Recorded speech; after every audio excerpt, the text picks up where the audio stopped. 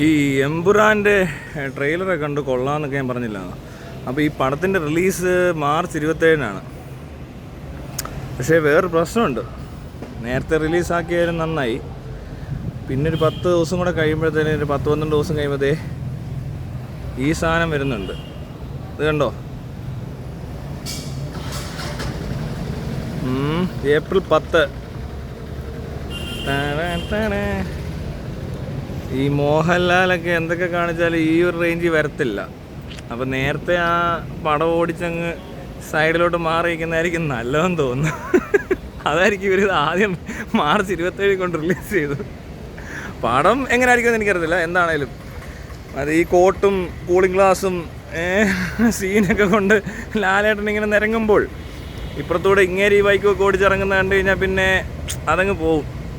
അപ്പോൾ ശരിക്കും പറഞ്ഞാലേ എമ്പുരാൻ അങ്ങോട്ട് മാറിക്കഴിയുമ്പോൾ മമ്മൂട്ടി ഫാൻസിന് ആഘോഷിക്കാനുള്ള സാധനം വരുന്നുണ്ട്.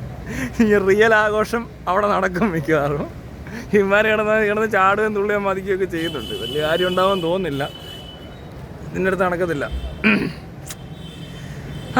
എന്തില്ലാട്ടെ.